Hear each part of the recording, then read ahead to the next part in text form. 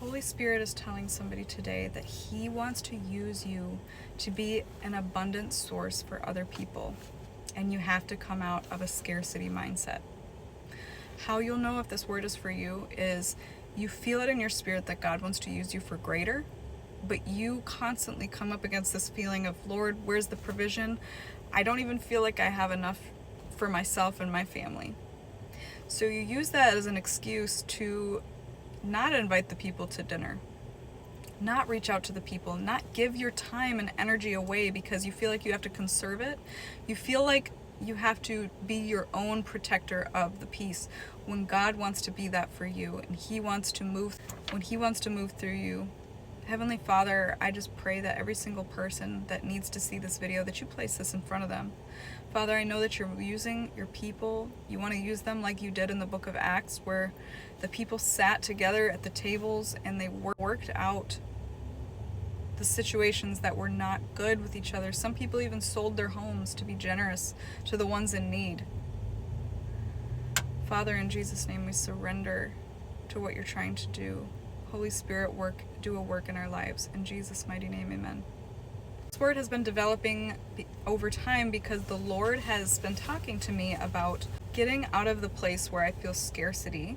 The Lord has been talking to me about His kingdom of abundance and allowing His Spirit to flow freely and being the one that fills my cup. He wants the person that this word is for. He wants you to dump out the old, the stuff that you've been conserving, the energy that you've been trying to protect. Dump it out. Empty yourself so the Lord can pour into you and allow His overflow to touch the people in your life that He is trying to reach. He wants you to be a hub for His people to be reached by Him. What does this look like? Inviting people over for dinner. Reaching out to the person that you feel like is using you, but you felt convicted. The Lord has a way of teaching us boundaries, and the way that we learn those boundaries is to read what He wrote in His Word, and we can understand how to behave towards each other and not allow ourselves to enable people, but actually to just be that person that sows the seeds for Christ and become that source that the Lord is using a person, in this case it's you, to reach the people that He's trying to reach. You're the best person for the job. He's spoken to me that whatever this means, give freely. Does this mean financially? Does this mean your energy? Does this mean showing up for somebody and listening to a person when they're trying to talk? What does giving freely mean to you? How is He putting it on your heart and convicting your spirit? For me, He's convicting me in several different ways right now with several different people. I feel convicted to handle the situation much differently than how I've handled things in the past. And I know it's because He wants to touch His children's life. He wants to allow them to experience the goodness of God in a way that maybe they wouldn't otherwise.